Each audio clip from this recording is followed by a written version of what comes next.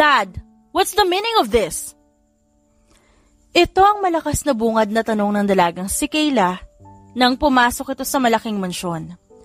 Ang boses tuloy nito ay umaalingaw-ngaw sa kabuuan ng loob ng malawak na mansyon.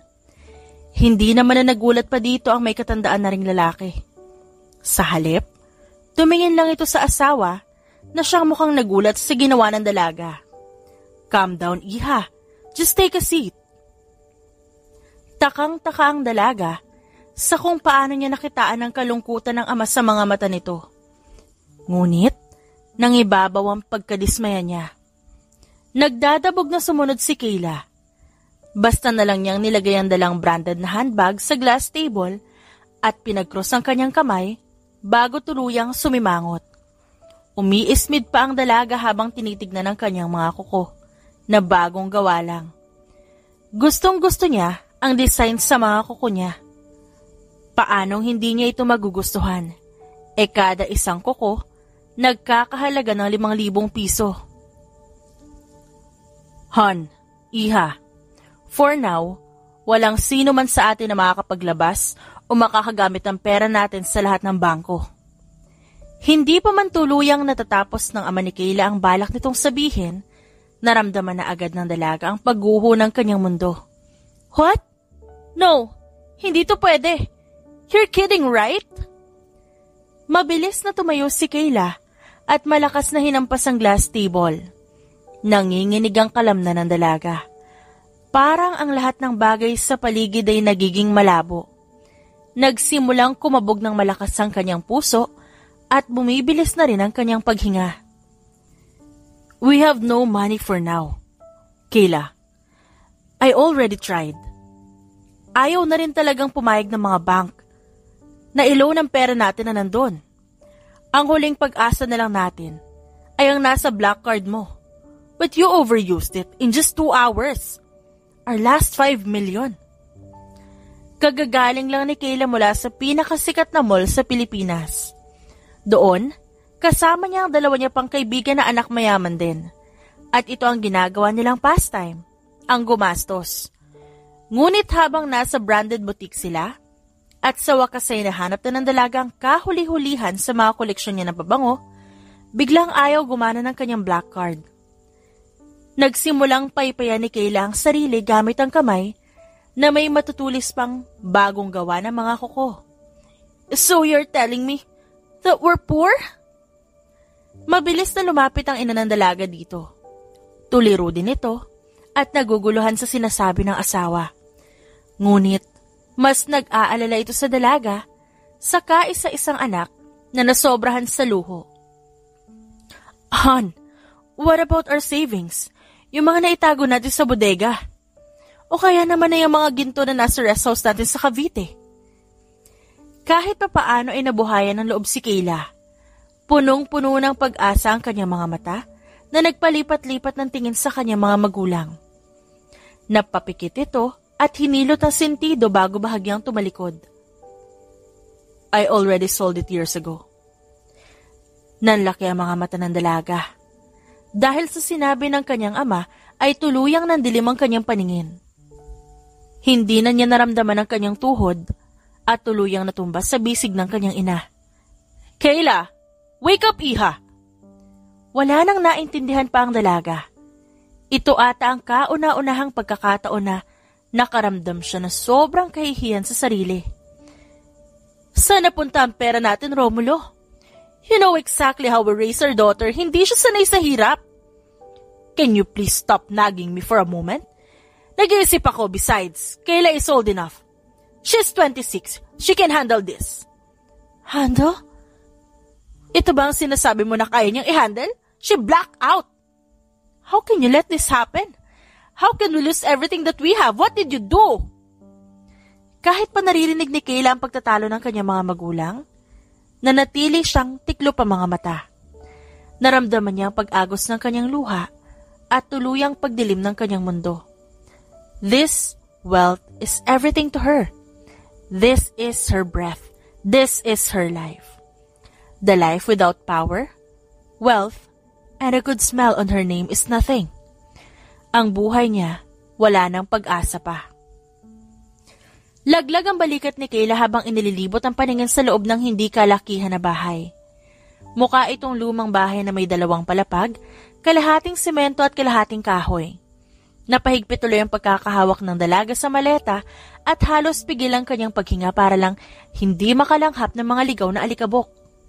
Nandito sila ngayon sa isang probinsya sa Batangas. Ito na lang daw kasi ang natitira nilang pag-aari na hindi nakuha ng bangko. Are you serious, Dad? Dito mo talaga kami patitirahin ni Mommy? Sa lumang bahay na to, it looks haunted.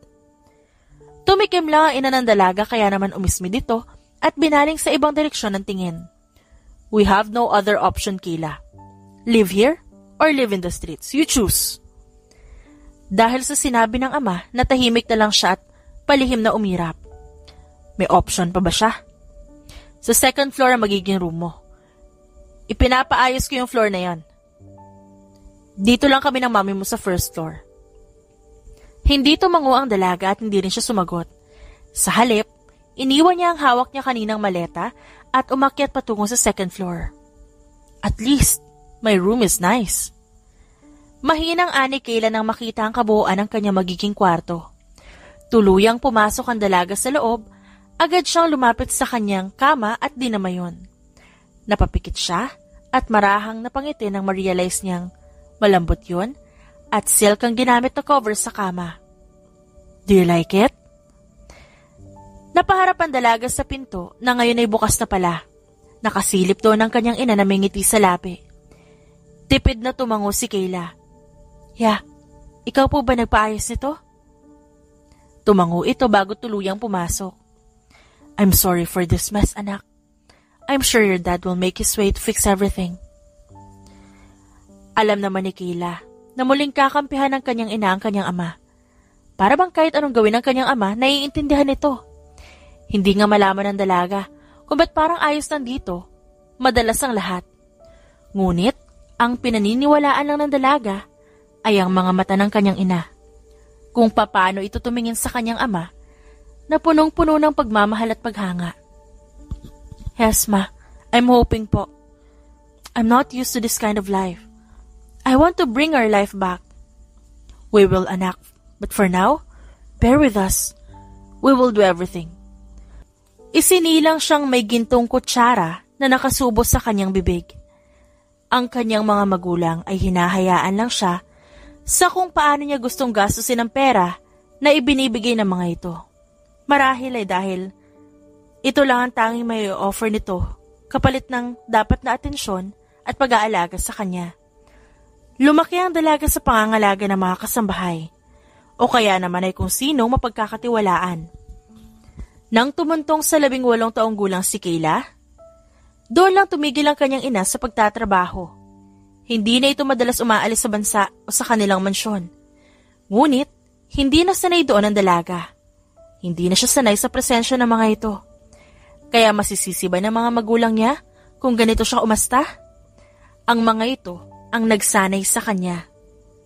Hindi makapaniwala si Kayla habang nakatingin sa 1,000 piso na buo na inilahad sa kanyang palad ng kanyang ama. What am I going to do in this money? Nandidiri pa niyang hinawakan ng papel na pera at ikinaway ito sa harap ng mga magulang. Buy something to eat, hindi ba? At ayaw mo itong niluto ng mami mo? Parang pagod na umupo ang dalaga at bigong ipinikit ang mga mata. Can I buy steak in this amount? Like even 1 bite? Hysterical na tanong niya na para bang nauubusan na siya ng hangin. Bahala ka, Kayla. Mabilis na lumipat ang tingin ng dalaga sa maleta na nakasilip malapit sa pinto. I'm leaving. May aasikasuhin lang ako at babalik din. Behave and don't make your mother worry about you. Act like a grown-up. Dahil sa sinabi ng ama, nagbabanta ang tingin ng ina ni Kayla. Ayaw din kasi nito na muling pagbalingan ng inis ng dalaga. Leaving? You're leaving us in this dump house? We don't have money to survive. Tapos ngayon aalis ka pa? Where are you going? Are you going to bring our car, house and money back, huh? Salos sarkastiko na ang lumalabas sa bibig ng dalaga. Napapikit na lamang ang ama niya bago napahilot sa sentido. Ako nang bahala sa kanya. You should leave. Take care. Bigo si Kayla na tumingin sa mga magulang. Para ngayon siya pa may kasalanan. Hindi niya gusto ang ganito. I should buy my ulam. Hindi na hinintay ng dalagang pagsagot ng mga ito. Tumayo na siya at mabilis na lumabas. Nang buksan niya ang gate, napangiwi siya agad dahil sa pagpapakawala nito ng maingay na tunog. Nangangalawang pa ito kaya naman mas lalo siyang napangiwi. Ale ka na iba'y ulam? Tanong agad ng dalaga nang may makita siyang maliit na tindahan na may ulam na nakadisplay. Dahil sa maarteng pagsasalita, nakaagaw ito ng atensyon sa ilang matatandang babae na nakatambay sa tindahan. Aba naman mare, ito pala yung bagong lipat dun sa kanto. Tinignan ng dalaga ang nagsalita. Napataas ang kanyang kilay at tinignan ni Kayla ang mga ito mula paa pataas hanggang ulo. Mukhang galing Maynila. Tignan mo nga itsura pa lang maarte na. Mas lalo lang napataas ang kilay niya. Hinarap niya tuloy ang mga ito at diretsang tinignan pa ang mga ito sa mata. Are you guys pertaining to me ba? Agad na namewang ang isang matandang babae at humakbang palapit sa kanya. May nakikita ka bang ibang mukhang maarte dito maliban sa'yo, Ineng?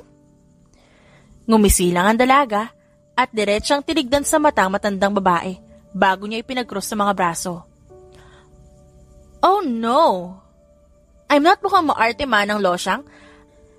I am literal na maarte, so can you please tahimik? Kung ayaw yung gawin kong red carpet ang mga peslak nyo na hindi naman magaganda. Napasinghap ang mga ito at nagkatinginan pa. Miss, ito na ulam mo. Muling nabaling ang atensyon ng dalaga doon. Iniabot niya ang 1,000 dito at hinintay lang ang kanyang sukli habang iniirapan ang mga matatandang hindi na nakapagsalita pa. Nang maibigay na kay Kayla ang kanyang sukli, mabilis niyang tinanggap yon. Muli niyang tinapunan ng tingin ang matatandang babae na ngayon ay nagbubulungan na. Muli siyang umirap at nag-flip hair pa.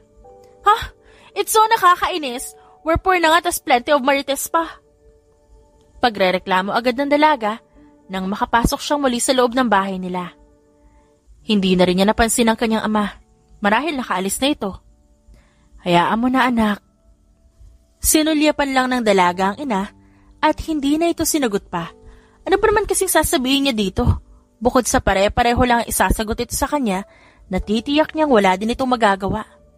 Kaya naman, muling masama ang loob ni Kayla habang sinusubo ang kanin sa kanyang bibig. Congratulations kuya! You did it again! Napalingon si Clint dahil sa pagsigaw bigla na nakababata niyang kapatid na si Clarissa.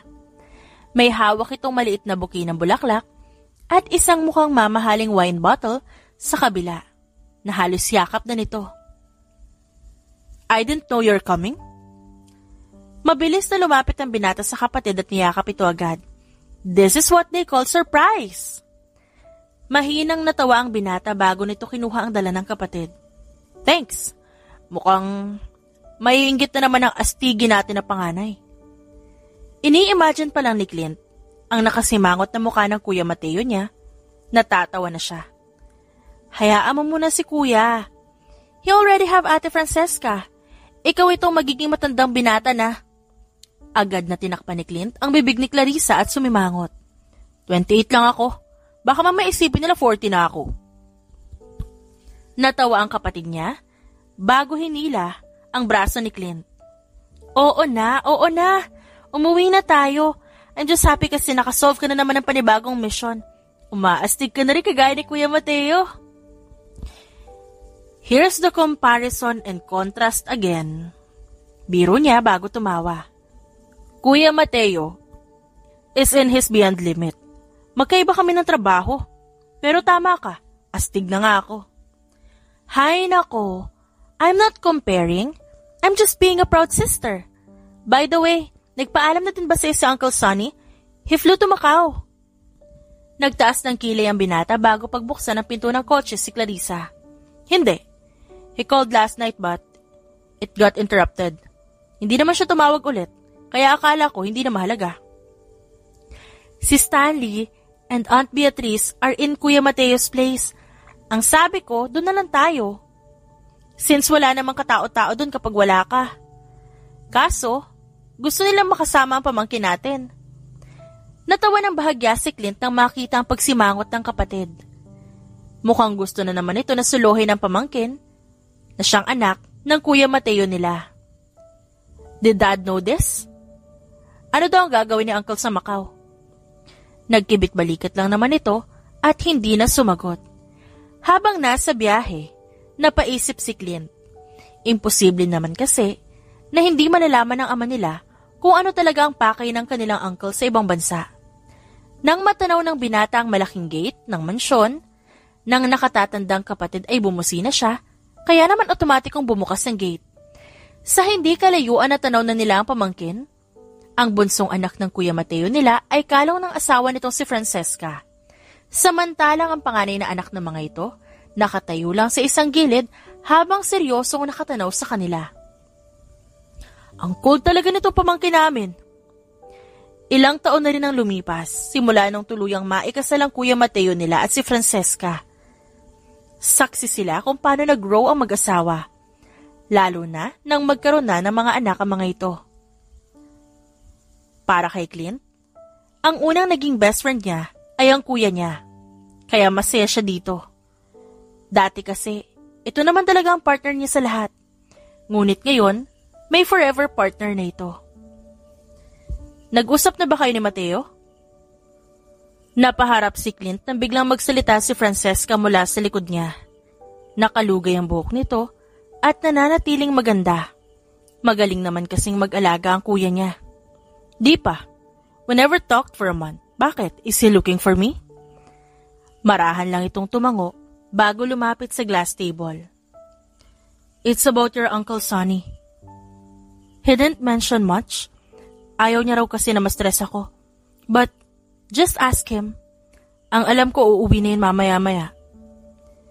Kahit na bahagyang naguguluhan, tumango na lang si Clint bago kumuha ng mansanas sa lamesa at basta na lang yung kinagatan. Can I borrow your cell, Franz?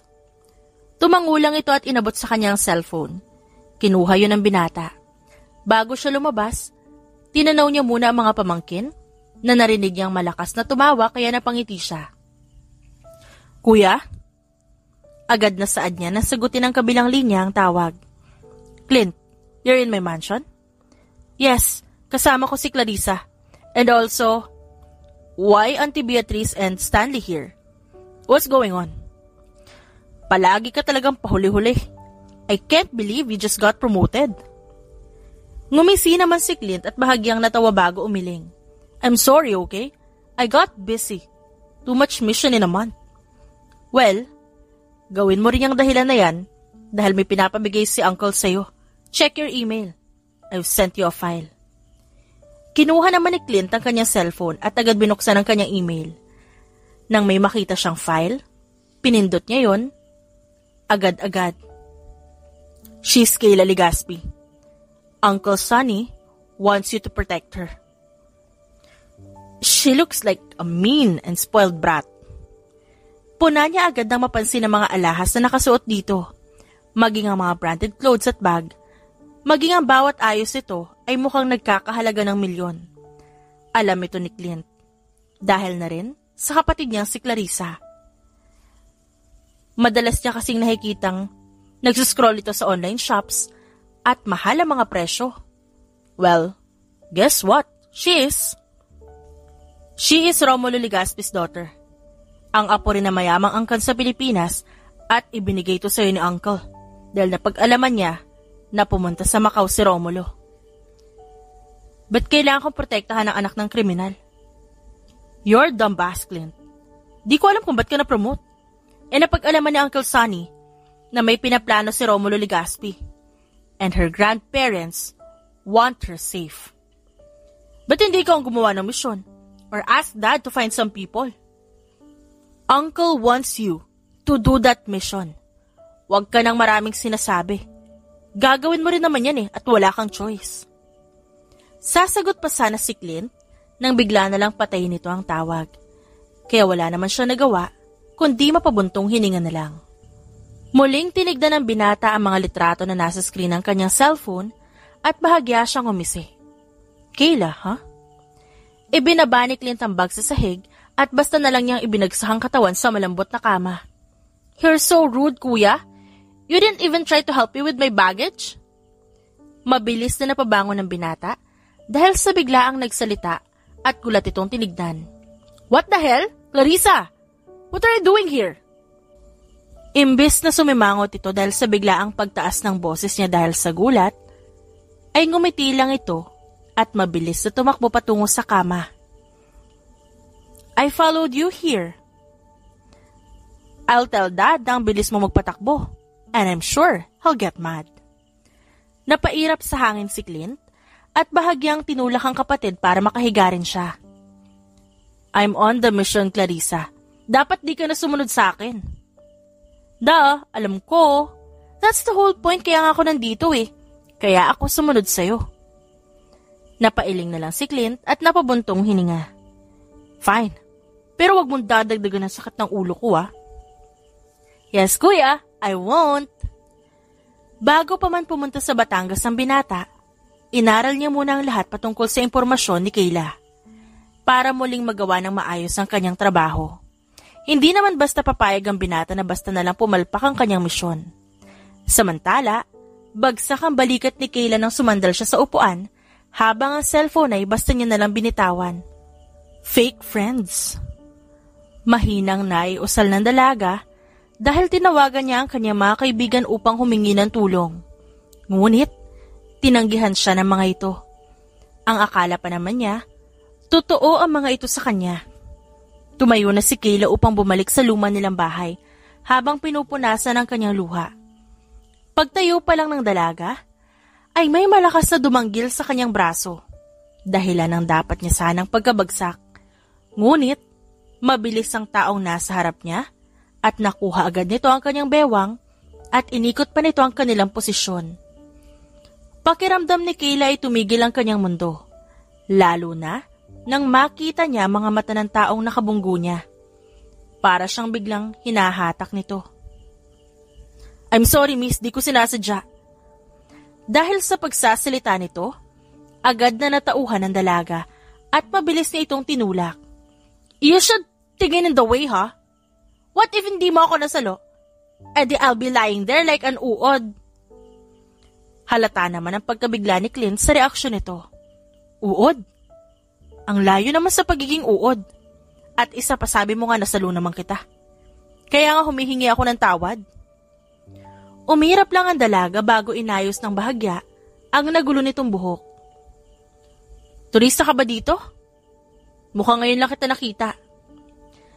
Tinignan naman ng dalaga si Clint mula ulo hanggang paa. "It's my first time seeing you too. Baka nga ikaw tong turista eh." Ira pa ni Kayla bago suminghot. Inilabas ng binata ang panyo at inilahad sa harap nito. Napatingin tuloy doon ang dalaga. "What I'm gonna do with that?" "Kainin mo. Baka pwede." "Hindi, joke lang. Siyempre ipapunas mo dyan sa pisngi mo. May bahid pa ng luha oh." Muling umirap ang dalaga bago padabog na tinanggap ang panyo. "Thanks." "So, okay na ba? Hindi ka nagalit dahil nabunggo kita?" Umismid lang ang dalaga bago tignan ang paligid. Marami-rami na rin ang tao. Hindi kagaya kanina. Dahil nga maagang pumunta doon ang dalaga. "Whatever, I'll go home na." "Agad? Ang dami pa naman pagkain dito. Magaganda rin ang mga display."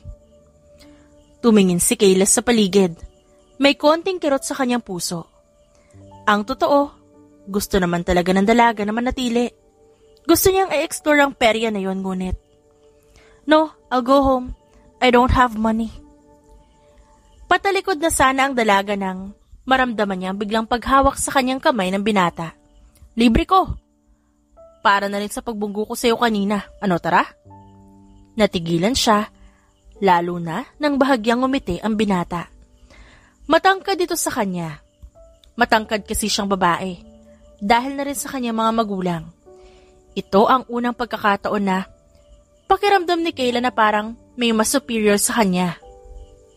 Gwapo ito. Masasabi niyang ito ang definition ng tall, mestizo, and handsome. Makakapal din ang kilay nito na bumagay sa feature ng mukha nito. Para itong isang Diyos na direktang ibinaba sa lupa. Ay magastos, you look like an average worker, baka bigla ka maghirap dahil sa panlilibre mo. Mahinang natawa si Clint. It's okay. I'll pay for everything, so let's go. Ngumuso pa ang dalaga bago tuluyang tumango. Hinila na ng binata si Kayla patungo sa loob ng perya. Doon ay nakikisiksik sila upang makauna sa pagbili ng mukhang masasarap na pagkain. I want to try that too. Turo ng dalaga habang tinuturo ang cotton candy sa hindi kalayuan. Basta na lang hinila ng dalaga si Clint patungo doon at para bang sobrang excited nito. Nagpatangay lang naman ang binata sa kung saan siya hilahin ito para sa gayon ay maging komportable si Kayla sa kanyang presensya. Nakangiti si Kayla habang may hawak na 2 cup ng ice cream sa kanyang mga kamay. Nang makita niya ang binata na may kausap na dalaga. Malawak pa ang ngiti ng dalaga na para bang may paghanga ito sa binata. Bahagya tuloy ng unot ang noo niya. You want some? Sabay na napalingon sa kanyang dalawa. Malawak na ngumiti sa kanyang dalaga. She looks so young. Ganito ba ang tipo ng mistiso ngayon? Thank you. Tuluyang natigilan ng dalaga nang iabot nito ang ice cream sa babaeng may malawak na ngiti pa rin. Si Clarissa nga pala, my sister. Hindi alam ni Kayla kung bakit bigla siyang nakaramdam ng kasiyahan sa kanyang puso dahil sa sinabi nito. Clarissa, this is Kayla. Clarissa, si Kayla.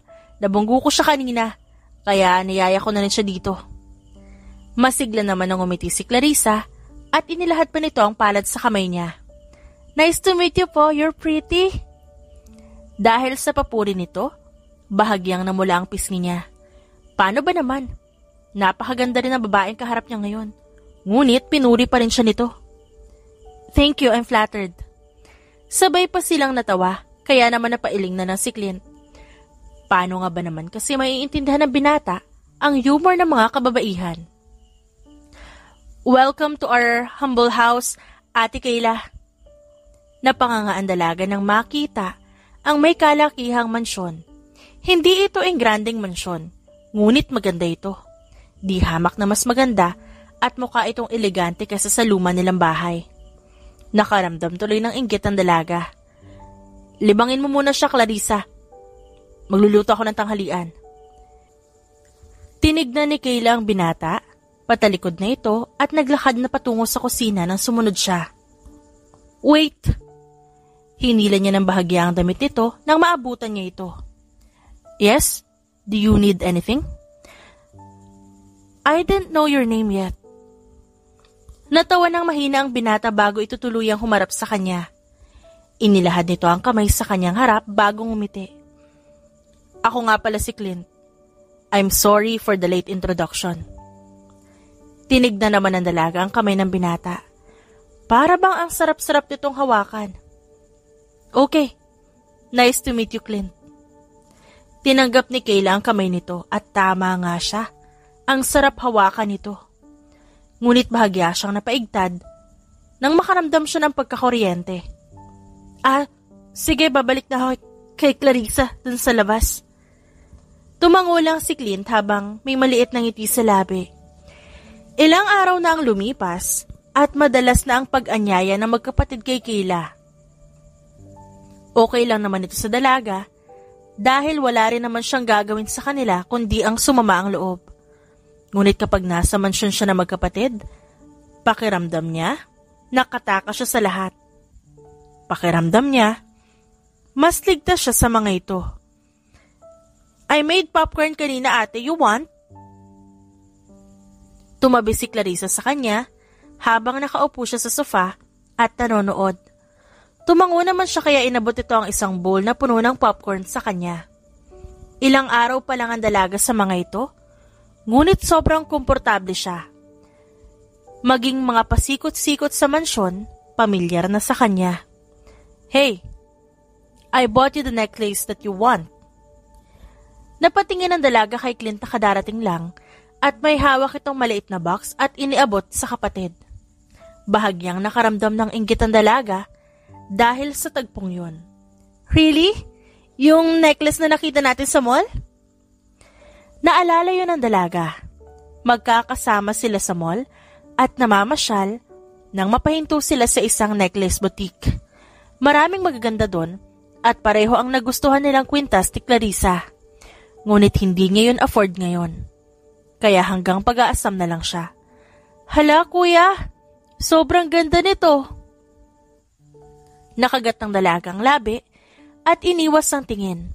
Ibinalik niya ang atensyon sa pinapanood. Habang kinakain ng popcorn na binigay sa kanya ni Clarissa. Maya-maya pa, naramdaman ng dalaga ang pagtabi ni Clint sa sofa. Umusod naman siya para makaupo ito ng maayos. Ngunit hindi niya pa rin ito tinitignan. Mukhang busy ka manood ah. Pakunwari na umismid ang dalaga bago inalukan nito ng popcorn. Ngayon ko lang kasi nakita ang movie na to eh. It looks good. Here, for you. Nagulat ang dalaga nang ilahad dito sa harap niya ang isang box na kagaya ng binigay nito kay Clarissa. Sinulyapan niya ito. Malawak lang ang ngiti nito at para bang kinikilig pa. For me? Bakit? Nagkibit balikat lang ito at tuluyan ang ibinigay sa kanya ang box. I saw that you like the same design. Kaya naisip ko na bilhan ka din. Pagkabukas dito ng dalaga, bahagya pang nanginginig ang kanyang kamay. Lalo na nang makita niyang nasa loob. Ang ganda. But this is expensive. Gustong-gusto ito ng dalaga at pakiramdam niya bagay ito sa kanya. I don't mind. Nagustuhan mo ba? Mahina siyang tumango at doon sumilay ang ngiti ni Clint. Here, I'll put it on. Sinunod ito ng dalaga habang sinusuot ito sa kanya. Pakiramdam niya pulang-pula siya. Sobrang na-appreciate niya ito. It looks good on you, ate. Mas lalo kang gumanda. Yeah, you're right, Clarissa. Bagay nga sa kanya, so pretty. Dahil sa sinabi nito, mas lalong namula ang mukha niya. At para bang nakikipagkarerahan ang tibok ng kanyang puso. Matapos ang tagpong yon, mas napalapit si Kayla sa dalawa. Halos araw-araw na siyang nasa mansyon ng mga ito para lang tumambay at makipagkwentuhan. Kunot na kunot ang noo ni Clint habang sinusundan si Kayla nang mag-walkout ito ilang minuto nang nakakaraan. Kababalik lang din kasi ng binata mula sa bayan at ang maaabutan niya ay ang pagka-bad trip ng dalaga. Kayla, what's wrong? Come on, it's going to rain. Hindi ito nakinig sa binata at sa halip, mas binilisan niya ang paglalakad. Kayla, ano ba? Nang marinig ni Clint ang pagkulog, mas binilisan niya ang paglalakad para maabutan ng dalaga. Mabilis niyang hinawakan ang kamay nito at hinarap sa kanya. Why are you so mad? Dahil lang ba hindi ko nasunod ang gusto mong kulay? Why are you acting up? Why do you have to act so spoiled? Nang harapin ng dalaga ang mga mata ni Clint, doon natigilan ng binata. I'm not acting up. At kung oo man, edi pasensya na. You're the one who spoils me these days. Sinusunod mo ang gusto ko without any complaint. Tapos ngayon, bigla mo akong kukwestiyonin. You asked earlier what color I like, tapos pagbalik mo hindi pink ang kulay na binili mo? Sakto naman na pagtulak ng dalaga kay Clint ang pagbuhos ng malakas na ulan. Then, I'll buy you every pink you want. Sinusubukan ng binata na hulihin ang kamay ng dalaga. Ngunit masama ang loob nito, kaya pilit itong iniiwas yun, habang inaalis sa muka ang tubig na nagmumula sa ulan. Just, let's go home, Kayla. It's a heavy rain, baka magkasakit ka. I don't want pink anymore. Sa totoo lang, hindi ito tungkol sa kulay. O dahil man sa hindi nasunod ang gusto niya. Ito ay sa katotohanan na kahit ano pang gawin ng mga magulang niya, ay habang buhay na silang mahirap, habang buhay na siyang lugmok sa putik. I can't afford to have pink anymore. Mabigat ang loob ni Kayla, dahil bukod sa katotohanan na wala na talaga silang pera at kayamanan, nakikita na ng dalaga ang unti-unting pagbabago sa kanyang mga magulang. Ito rin ang unang pagkakataon na kinakabahan siya sa presensya ng ama. Para itong biglang nagbago, maging ang kanyang ina lumalayo na sa kanya. Paano nito yung nagagawa? Samantalang ipinangako nito sa kanya na ito ang magiging karamay niya sa mahirap na buhay. Then I'll buy everything for you. Sa wakas ay nahuli ni Clint ang kamay ni Kayla. Hinawakan niya ito ng marahan at walang sabi-sabing ikinulong niya sa bisig ang dalaga na ngayon ay malakas na umiiyak. Bakit ang unfair? Ni hindi pa nga ako nakakagawa ng sariling pangalan, then everything went downhill. Sanay ang dalaga sa spotlight. Dahil kapag nababanggit pa lang ang pangalan ng kanyang ama, kinatatakutan na siya ng lahat o kaya naman ginagalang. Madalas din ay VIP treatment ang ginagawa ng ibang malls at restaurants sa kanya. Ngunit ngayon, kahit 3 pirasong kwek-kwek man lang, parang hindi niya na ma-afford. Just cry. Nandito lang ako. I'll listen. I'll stay. Para bang nawalan na ng pakialam ang dalawa, kahit basang-basa na sila ng ulan. Kahit na nagwawala na ang kalangitan dahil sa sunod-sunod na pagkulog nun. Pakiramdam ni Kayla, ligtas siya sa bisig ni Clint, na para bang kahit anong gawin niyang kagagahan, maiintindihan nito. Pakiramdam niya, pwede siyang umasta sa kung paano niya gustuhin. I'm sorry for making things hard for you, Clint. Bahagya namang hinawakan ng binata ang pisngi niya at masuyo yung hinaplos. It's easier, don't worry. Kahit mabasang-basa ang muka at mga mata ni Kayla, dahil na rin sa pinaghalong tubig ng ulan at ang kanyang luha, natatanaw niya pa rin ang sinseridad sa mga mata ni Clint. Why are you so kind to me? What does that even mean? Hindi na alam ng dalaga kung ano pa ang sasabihin o gagawin niya. Basta naramdaman na lang niya pagtingkayad niya, ang kanyang mga braso ay pumulupot sa leeg ng binata at ang sunod na lang niyang namalayan, magkadampi na ang kanilang labi. Dahil doon, nakaramdam ng biglaang pagkapayapa ang maingay at magulong mundo ni Kayla. Pakiramdam niya ay naging tahimik ang lahat at ang tanging mahalaga lang ay ang puso niya ngayon ay unti-unti na rin kumakalma dahil sa simpleng halik na pinagsaluhan nila. Hindi naman tumutol si Clint dito. Sa halip, maingat pa nitong hinatak ang bewang ng dalaga at mas pinalalim ang halik. Kinabukasan, nagising si Kayla na pumipintig ang ulo sa sakit. Pagkaupo pa lang niya ay parang umiikot ang kanyang mundo. Sinalat naman niya ang noo at doon niya napagtanto na inaapoy siya ng lagnat. Ate, gising ka na ba? Napatingin ang dalaga sa pinto na nakasara. Nangunot ang kanyang noo at tinignan ang paligid. Doon niya lang napagtanto na hindi pala siya nakauwi sa sobrang lakas ng ulan kagabi. Yeah, I am. Bahagyang binuksan ni Clarissa ang pinto at dumungaw.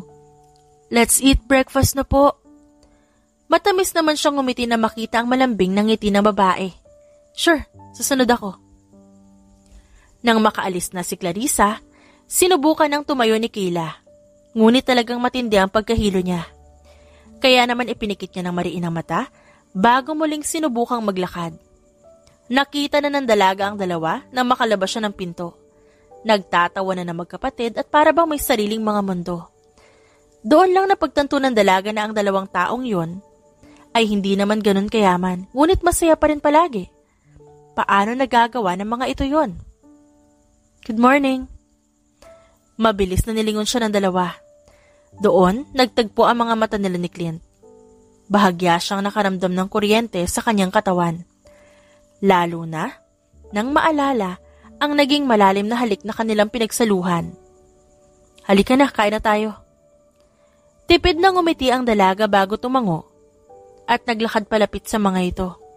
Wow, ate, mabagay pala siya ang damit ni kuya. Dahil sa sinabi ni Clarissa, sabay silang napatingin sa suot niya. Long sleeve ito na para bang naging bestida niya. Boxers din ito ang kanyang gamit na shorts. Walang ibang option eh.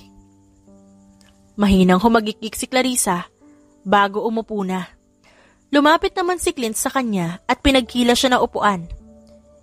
You look so red, Kayla. Okay ka lang ba? Bago pa makasagot ang dalaga, hinawakan niya ang noo at doon napagtanto ang isang bagay. Inaapoy ka ng lagnat? Hindi mo agad sinabi. Umiling lang ang dalaga bago kunin ang kamay ni Clint na nasa noo niya para pigilan ito. It's okay. Kain na muna tayo. Naging tikom ang bibig ng binata at sinunod nito ang nais niya.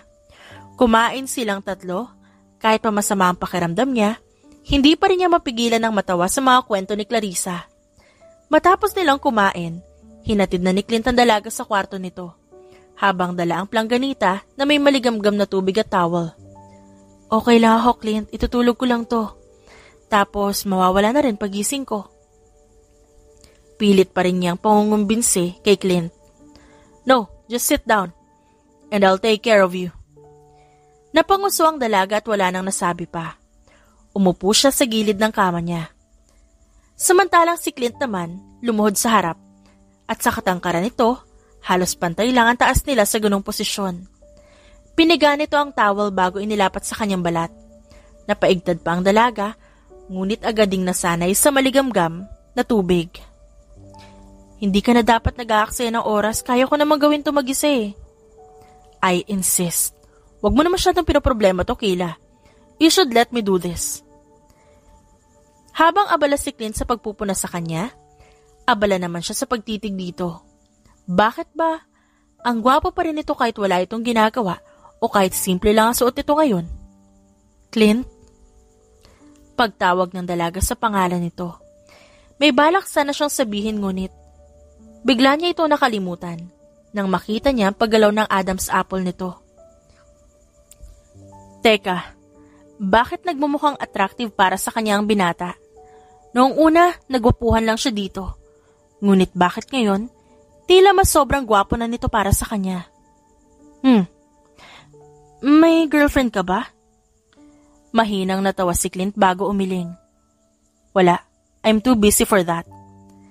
Napanguso naman ang dalaga. Paano ito naging busy? Sa loob ng maraming linggo, napansin niyang puro siya naman ang kasama nito at wala itong ibang ginagawa. Can I apply? Tuluyang natawa si Clint, ngunit nang masense siguro na seryoso siya, natigil ito at tumikim. Hindi. Dahil sa naging sagot nito, tuluyang sumimangot ang dalaga.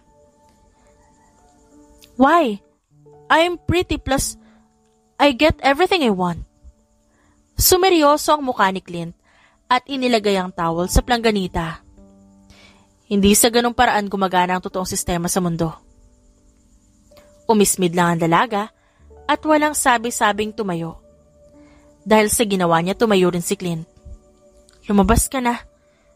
Kanina ko pa sinasabi sa'yo na kaya ko naman ang sarili ko eh. Masungit na saad ng dalaga. Ngunit tumawa lang si Clint. What's so funny, Mr. Clint? Ikaw, you're so cute. Umirap lang ang dalaga at hinawakan ang braso nito at bahagyang tinulak palabas. Fine, I'll go. Pakiramdam ni Kayla ay may bahagyang pagkirot sa kanyang puso. Ngunit binaliwala niya lang yon dahil tiyak niyang nababaliw lang siya. Ngunit bago pa man tuluyang lumabas si Clint, bigla na lang itong umikot at hinila ang bewang niya bago pa man siya makapag-react. Mabilis na nitong sinakop ang kanyang labi. Gulat man, napapikit ang dalaga. Marahan ang halik na ibinibigay sa kanya ng binata. Masuyo ito na para bang nag-iingat. Naramdaman na lang ng dalaga ang may kalamigan na dingding sa kanyang likuran. Ngunit kahit ganun pa, hindi niya pinutol ang lumalalim na halik na ngayoy pinagsasaluhan nila. Mukhang kumpirmado niya na. Mukhang may pagtingin na siya sa binata. Hindi lang dahil sa pisikal na kagwapuhan nito. Ngunit dahil sa kung paano siya nito itrato. Paano nga isang estranghero lang noon ay nagbigay ng kakaibang pakiramdam sa kanyang puso. Na may nakikita siyang pagbabago sa kanyang pagkatao. 2 araw na natili ang dalaga sa mansyon ng magkapatid.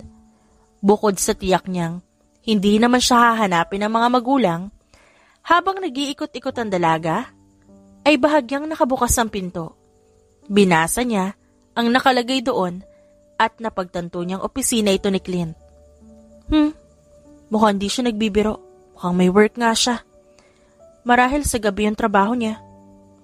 Pumasok ang dalaga sa loob ng opisina. Doon niya nakita ang kalinisan ng mga gamit nito. Ang tanging may bahagyang magulo lang ay ang table nito at lumapit naman siya doon at naging mabusisi. Isang folder ang nakatawag ng atensyon niya. Unti-unting Binuklat ni Kayla ang folder na nasa ibabaw ng table ni Clint. Alam niyang hindi tama ang gagawin niya, ngunit umakyat ang kuryosidad niya, lalo na nang makita ang pamilyar na pangalan. Temari Salvador. Yan ang pangalan ng kanyang ina ng dalaga pa ito.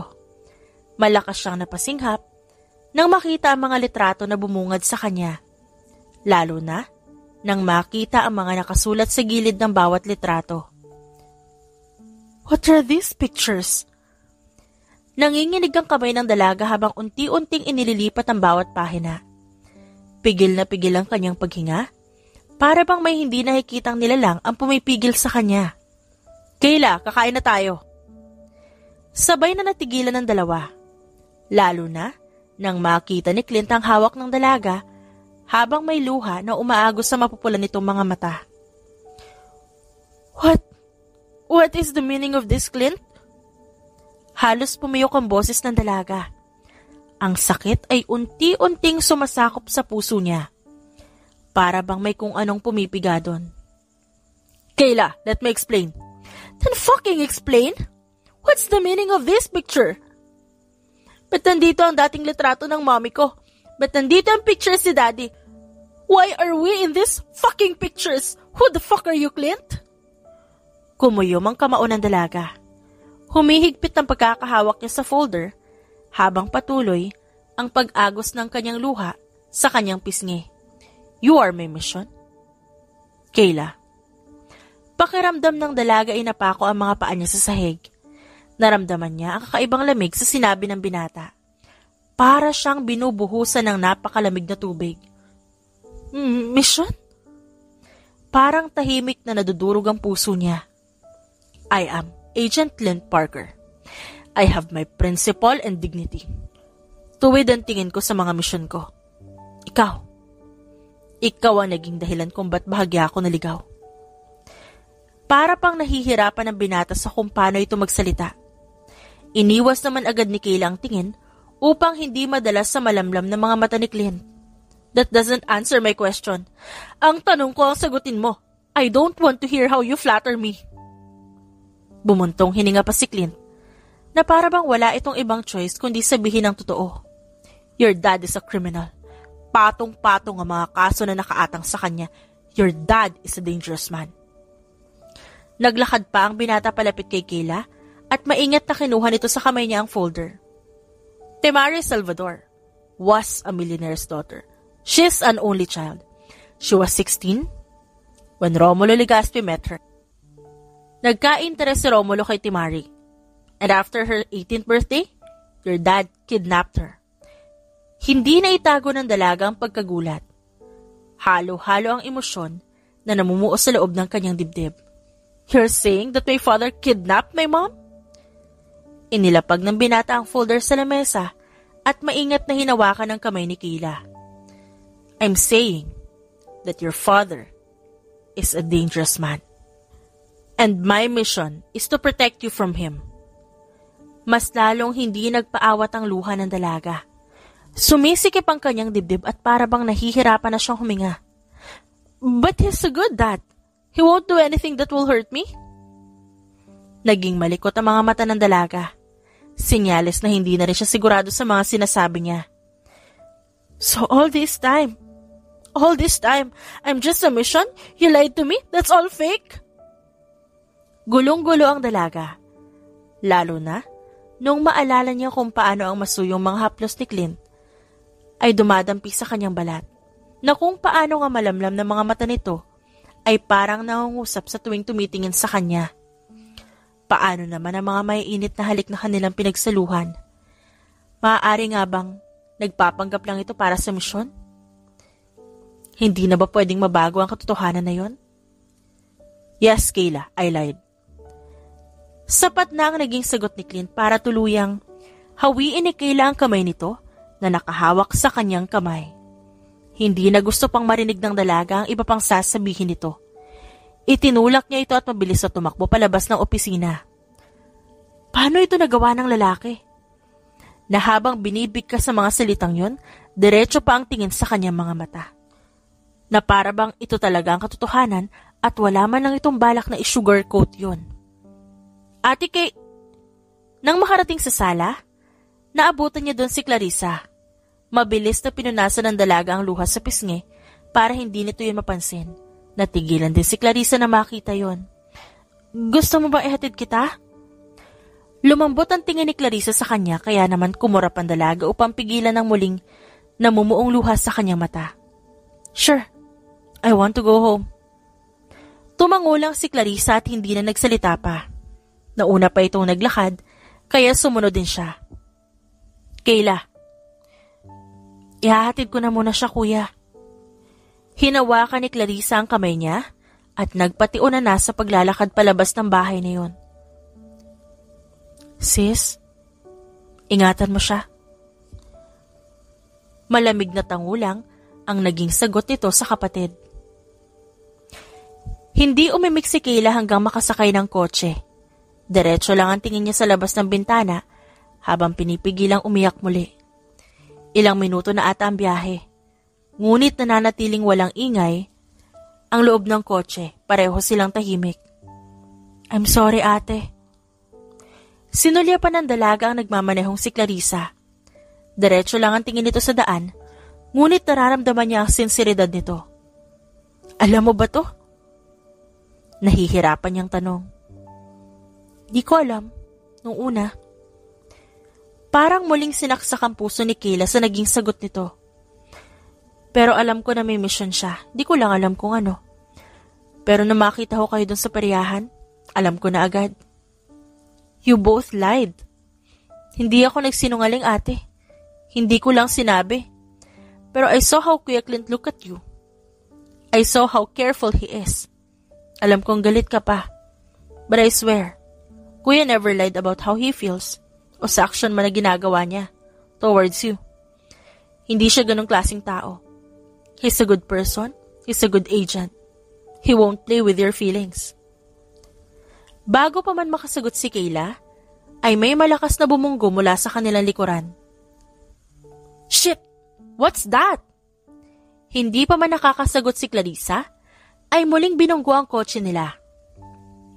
Napaikot tuloy ang manibela nito at malakas na inapakan ng brake.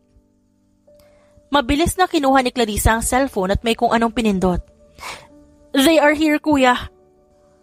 Umakyat ang takot sa sistema ni Kayla. Nang tumingin siya sa bintana para sana makita kung marami ba ang mga ito ay natigilan siya. Para siyang binuhusan ng malamig na tubig nang makita ang napakapamilyar na mga sasakyan, maging ang mga plate number ng mga ito. Paano niya hindi maaalala ang ganon? Palagi niya itong nakikita sa dating malawak na parking lot nila. Nakahanay ang mga ito noon at halos hindi nagagamit. He's a dangerous man. Umulit sa isip ng dalaga ang sinabi ni Clint. Para tuloy itong sirang plaka na paulit-ulit na naririnig niya sa isipan. Clarissa, where are you going? Mas lalong natakot ang dalaga nang makita niyang pagbukas ito sa pinto ng kotse. Don't worry, ate. I can handle this. Parating na rin si kuya. Stay here. You'll be safe here. Kaya naman nagsibabaan din ang mga kalalakihan mula sa kotse ng mga ito. Doon, pakiramdam ni Kayla sa buong buhay niya, lahat ng yun ay pawang kasinungalingan lang.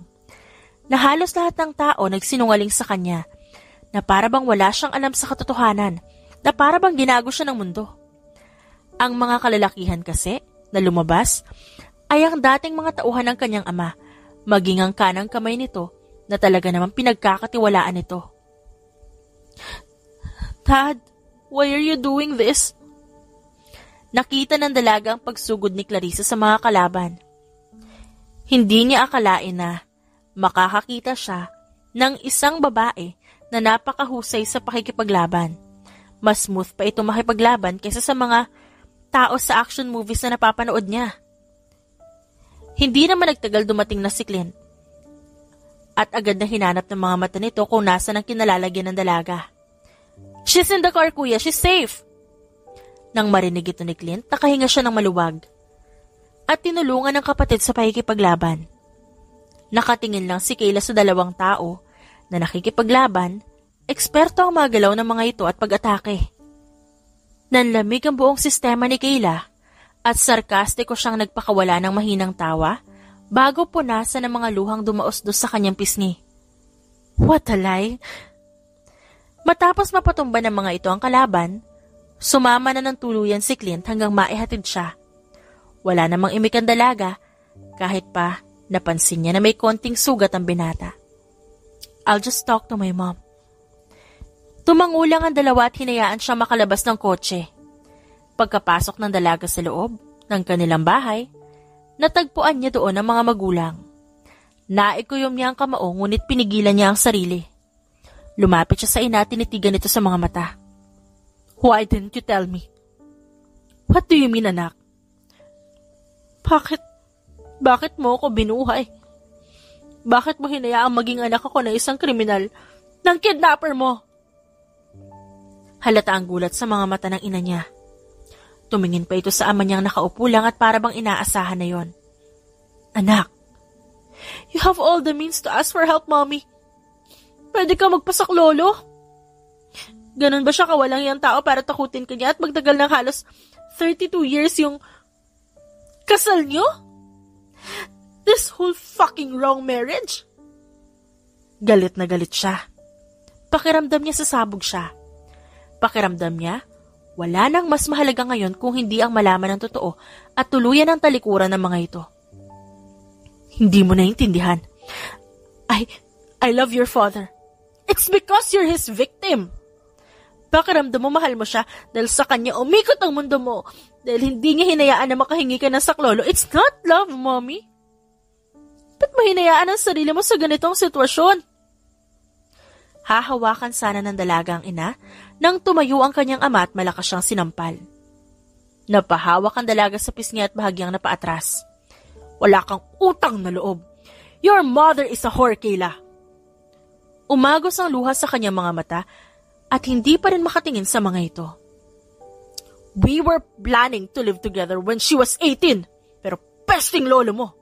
Gusto niyang maikasal itong nanay mo sa isang mayaman na anak ng kumpare niya, so I took her. She wanted that too.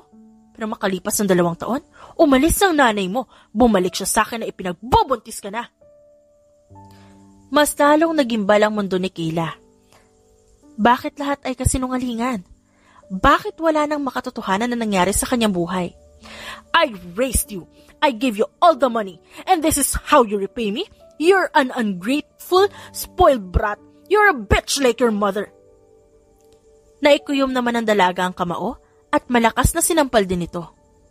Don't you dare talk to my mother like that. Isa kang maruming kriminal. You're a kidnapper. How can you say that to my mother? Like that too? Huh? You manipulated her? Muli sanang lalapat sa pisngi ng dalaga, ang mas malakas na sampal, ngunit mabilis itong nasalo ni Clint. Boss! Sabay-sabay naman silang napalingon sa pinto. Doon nakita ni Kayla ang pagdami ng tauhan ng kanyang ama. Mukhang nagpapanik ang mga ito. Natuntun tayo ng mga Parker. Gulat na napatingin ang dalaga sa lalaking may malawak ng ngisi sa gilid niya ngayon. Surprise, Romulo. Sonny Parker is coming to deliver you in hell. Pakiramdam ng dalaga, tumaas ang balahibo niya sa buong katawan dahil sa sinabi ni Clint. Mas lalo lang, natigilan ng dalaga nang makita ang pagpasok ng 2 may katandaang lalaki. Sa gilid ng mga ito ay nakangising si Clarissa. Kitang-kita ni Kayla kung gaano makapangyarihan ang mga ito. Ito ang mga Parker? I swear, I didn't know this was coming, Dad. Parang nawala ng dugo ang dalaga. Ang isa sa mga lalaki ay si Sonny Parker at ang isa ay ang ama ng mga ito. Clint, alisin siya dito. Maging ang boses ng mga ito, naghahatid ng kakaibang takot at otoridad sa sistema niya. Marami nang nakilalang makapangyarihang tao si Kayla, ngunit ito ang unang pagkakataon na halos manghina ang kanyang tuhod. Come on, Kayla. Nagpadala na lang siya kay Clint. Oh, what about my mom? Don't worry, Clarissa got her. Tumangulang ang dalaga bago tuluyang nagpatangay sa binata. Clint, I'm sorry. Doon lang napansin ng dalaga ang dugo sa braso nito. Nakaramdam tuloy siya ng guilt. Matamis lang itong ngumiti bago siya nito hinarap at hinawakan ng dalawang kamay. You don't have to thank me. I'm protecting you now, not because of my mission, but because you deserve to be protected. Ngumiti ang dalaga bago marahang pinisilang kamay ng binata na nakahawak sa kamay niya. After this, pwede na ba ako mag-apply bilang girlfriend mo? Pilyo na ngumiti ang binata bago ito humakbang ng bahagya para makalapit sa kanya. Marahan itong hinagka ng kanyang noo. Yes, after this. Hindi alam ni Kayla kung totoo bang nangyayari sa mga oras na to. Nakatayo siya sa harap ng napakalaking mansyon na kulay puti. Mas malaki ito kumpara sa dating mansyon nila. What are you waiting for, anak? Tara? Sinulya pa niya ang kanyang ina. May malawak itong ngiti sa kanya at nakalahadang kamay. Malawak naman ang ngumiti ang dalaga at tinanggap ang kamay ng kanyang ina. Pagkapasok pa lang nila sa loob, ay bumalik lahat ng pamilyar na pakiramdam sa puso niya. Apo! Naistatwa si Kayla sa kinatatayuan na makita ang dalawang matanda sa hindi kalayuan. Mukhang kagalang-galang ang mga ito at napakasophistikada ng mga matatanda, lalo na ang matandang babae. Bigla namang tumayo ang isang lalaki na nakaupo at nakatalikod at nang humarap ito natigilan siya. Parang napakapamilyar na mga mata nito. Para bang biglang lumukso ang kanyang dugo nang magtagpo ang kanilang mga mata. Kayla? Anak ko. Sinulya pa niya ang ina at nakangiti lang ito sa kanya habang marahang tumatango. Pakiramdam niya, nakukuha niya na kada hakbang ang mga taon na nanakaw sa kanila. Dad, hindi na ito nag-aksaya pa ng oras. Mabilis itong lumapit sa dalaga at mahigpit niyang niyakap. Hindi maintindihan ni Kayla pero naiyak na lang siya. Sumali naman sa mainit na yakapan nila ang dalawang matanda. Pakiramdam niya ito na ang pinakamasayang araw sa buhay niya. I'm so glad that the Parker family helped us to find you. We were searching for years. Nalaman ni Kayla na ginawa pala lahat ni Romulo upang makontra ang system upang mahanap sila. Doon lang din napagtanto ng dalaga ang rason kung bakit napakarami nilang bantay noon para walang makalapit sa kanila. Ngunit na humingi na ng tulong ang mga ito sa mga Parker, doon na nakuha ang mga ilegal na arig-arian nito. Doon na rin natuntun ng mga ito kung nasan sila. Kaya pala biglaan ang mga nangyari dahil sa labis na kakayahan ng mga Parker. At ang mga ito, napabagsakang kriminal na si Romulo. Sa malamig na selda, kung saan ito nararapat. Pakiramdam ni Kayla ay naging payapa ang buhay niya. Naibalik na ang karangyaan nila sa buhay, ngunit hindi na yun ninais ng dalaga. Gusto niya magkaroon ng pangarap, ipurso kung anumang bagay na magaling siya at magmahal. Ang lalim naman na iniisip mo, Miss Pretty. Hindi pa man humaharap, kilalan na ito agad ni Kayla.